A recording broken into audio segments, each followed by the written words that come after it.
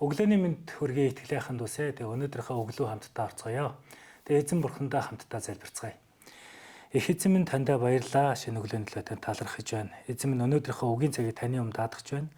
Өнөөдрийн үгээрээ их эзэн та бидэнд ойлголтыг, ухаарлыг бас өөрөөсөө ирэх ятгалгыг өгөх болтугай гэж Есүсийн нэрээр талархан залбирч байна. Амен. За өнөөдөр бид нэр Христ төвтэй гэр бүл гэдэг сэдвийн хүрээнд хамтдаа суралцголно. Тэгээд Эфес номын 5:21-ээс 33 дугаар ишлэгийг би эндээс уншиж өгье. Христэс эмээн нэгэн нөгөөдөө захирагд, эхнэрүүдээ эзэн адил нөхрүүддээ захирагдаа. Учир нь Христ чуулганы тэргүүн байдгийн адил нөхөр нь эхнэрийнхээ тэргүүн юм. Христ өөрөө тэр биеийн аврагч мөн. Чуулган Христэд захирагдгийн адил түүнчин эхнэрүүд нөхрүүддээ бүх талаар захирагд. Нөхрүүдээ Христ чуулганыг хайрлаад түүний төлөө өөрийгөө өгсөний адил эхнэрүүдэд хайрл. Тэр чуулганы үгээр дамжуулан усан дугааж цэвэрлэн ариусгаад түүнийг ямар ч толб хүрчлээсгүй эсвэл аливаа ийм юмгүй харин ариун гим зэмгүй байлган өөрийнхөө өмнө алдарт чуулган болгох гэсэн мэлээ. Тиймээс нөхрөөч эхнэрүүдээрээ өөрийн бие адил хайрлах ёстой. Эхнэрээ хайрлагч нь өөрийгөө хайрладаг. Учир нь хинж хизээч өөрийн махбодыг үзий яддаггүй.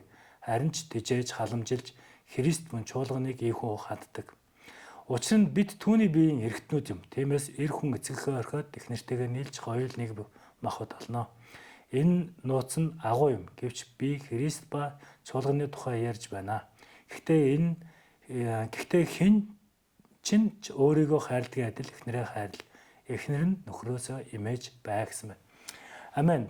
Тэгээ өнөөдрийн үг бол гэр бүлийн хоорондын харилцааны талаар эхнэр нөхрөөгөө хайрлах, хүндлэх талаар.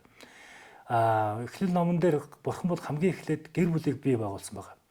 Тэгээ гэр бүл дээр ер нь амьдарч бид нэр гэр бүл болсноос хойш гэр бүл болгон дээр л асуудал бэрхшээлүүд байдаг. Тэгээ бид нар бие бинийгээ хайрлах үгээсээ эсвэл бие биенийг хүндлэх үгээсээ болоод асуудал гардаг тохиолдол бас байд юм аа. Тэгээ өнөөдрийн үг бидэнд гэр бүлийн тухай зөвхөн гэр бүлийн тухай биш харин бурхны төлөвлөгөөг харуулсан юм гайхалтай үг байна. Тэгээ энэ багц ишлэлээр ерөнхийдөө Христэс эмээн нэгэн нөгөөдөө захирагдаа гэсэн. Яг энэ багц ишлэлийг харах юм бол захирагдах талаар нэлээд олон удаа дурдсан байдаг. Өөрөөр хэлбэл Христ гэр бүлийн үндэс бол эрх мэдлийн тэмцэл биш харин харилцан хүндлэл мөн даруй байдлын илэрхийлэл байна. Библи эхнэрүүдэд эзэн адил нөхрүүддээ захирагдаа гэсэн. Энэ хүний үнцнийг бууруулах тухай бас харин Бурхны тогтоосон гэр бүлийн дэг журмыг хүндэх тухай хэлсэн байна. Харин үүний дараа нөхрүүдэд бүр илүү шаардлага тавьсан. Энэ юу гэхээр нөхрүүдээ Христ чуулганыг хайрлаж зогсохгүй өөрийгөө өгсөний адил эхнэрийгээ ч гэсэн хайрлаа гэсэн. Христ чуулганы төлөө өөрийнхөө амийг хүртэл өгсөн байгаа. Тиймээс нөхрүүдийн хайр нь зөвхөн үгээр бус, үйлдэлээр бус, өөрийн гэр бүлдээ зориулдаг, хамгаалдаг, тэр халамжилдаг хайраас байх ёстой юм ахын дүүсээ. Эхнэрээ өөрийн бие адил хайрлах ёстой гэж хэлсэн.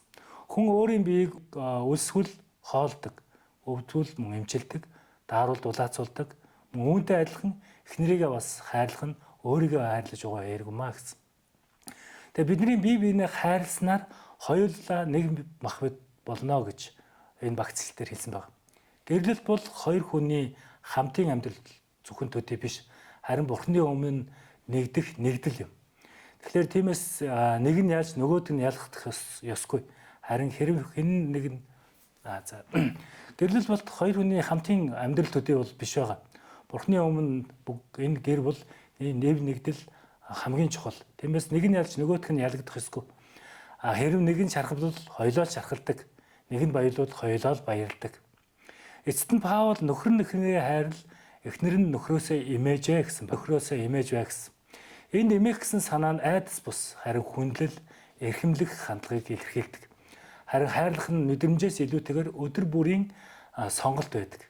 Иймээс Христ гэр бүлийн бат бөх байдал нь харилцан бие бинийгээ хүндлэх, өөрийгөө өөрс бие биендээ зориулсан хайр, мөн уучлал, тэгээ хамтын залбирал, Христийн гэр бүлийн төвд эдгээр энэ чухал дөрвөн зүйлүүд заашгүй байх ёстой юм ахын дүүсээ. Тэгээ өнөөдөр та өөрөөсөө нэг зүйлийг асуугаарай. Би гэр бүлийнхэнтэй Христийн хайраар хайрлаж байна уу гэдгийг. Хэрэв та Христийг дагаж нэг нэгэндээ үйлчилж, хайрлаж, хүндэлж чадвал танай гэр бүл аз жаргалтай байгаа зогсохгүй ийм нэгдэлтэй амар тайван Бурханд алдрыг өргөх тэр гайхалтай гэр бүл болон зогслох болгоно.